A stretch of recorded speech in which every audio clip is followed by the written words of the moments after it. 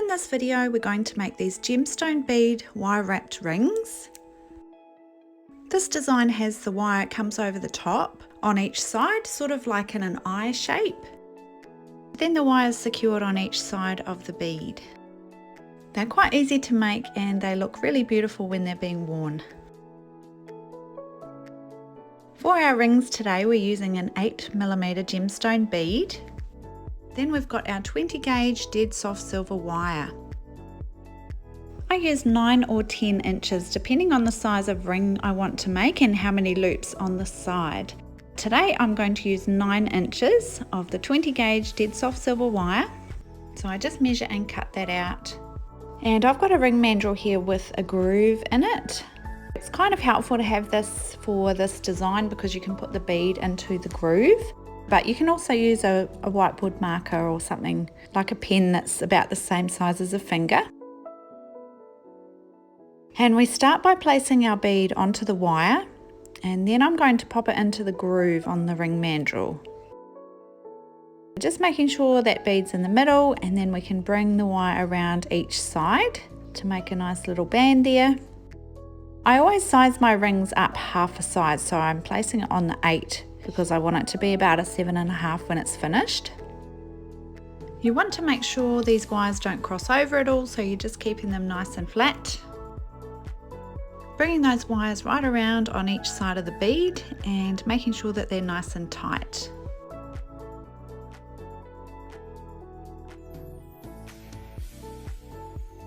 Now while I'm holding the wire onto my mandrel, I'm just going to make a bend on each side of the bead there.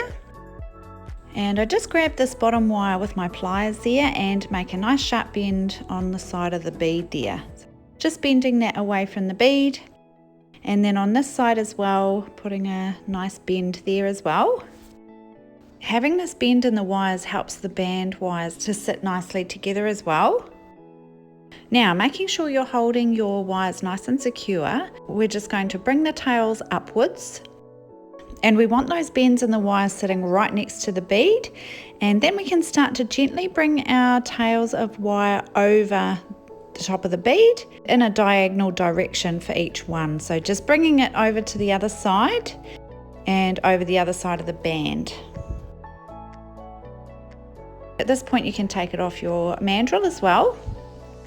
I like to cut some nice thin pieces of tape and use them to help me secure the band on the side while I wrap the wire around it. I'm using my electrical tape for this, and I find it helps just to pop the tape onto the side. So making sure that your ring is held nicely together with that bend right on the side of the bead there.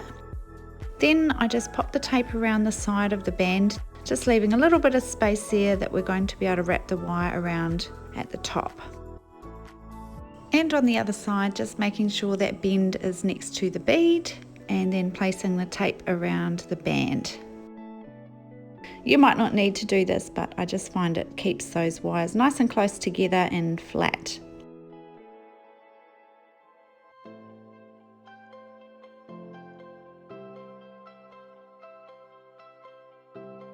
It's important while you're wrapping these sides around to make sure that you're holding the ring in place with these bends on each side of the bead so that it holds it all in place and looks really nice and even and symmetrical. I find that you need about 1 inch of tail here just to wrap it around a few times nice and tight. So if it's too long, just snip a little bit off. Now holding onto my ring nice and tight, I can gently start to bend this wire from the end inwards and then bring it around inside the ring and then around the band on the side as well. Making sure not to pull too tightly on the wire. We're just sort of gently bringing it around but not pulling on it. And we're going to bring it around at least 2 times. I either do 2 or 3 loops around depending on how dainty the ring is. And we want to bring them all around nice and tight and tidy together, keeping those wires on the band flat and next to each other. Just keep slowly working your wire around. Once you've come around your 2 or 3 loops and your wire's nice and tight, and tidy. Then we can just bring that tail up a little bit and cut it so that the end is on the inside of the band.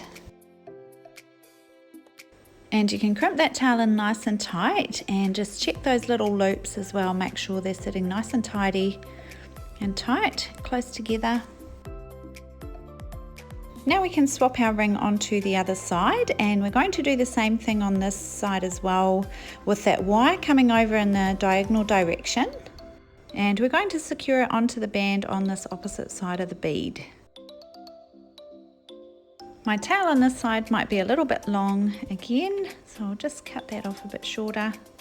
And again, we're going to hold our ring nice and secure and start from the end, bending it inwards and then inside the ring there, and then we can start to work it around the band on that side.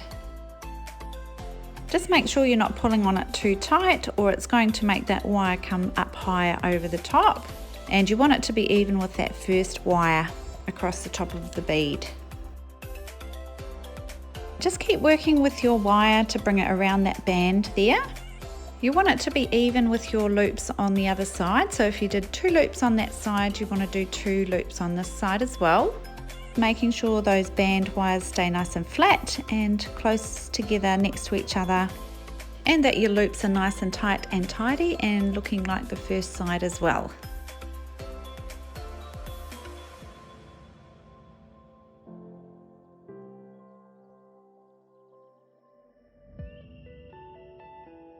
Once you've done your even number of loops around, same as the other side,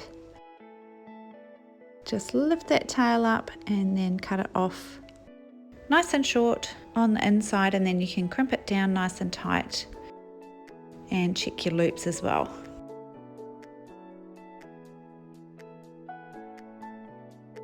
You can take your tape off now, it should be all secured in nicely.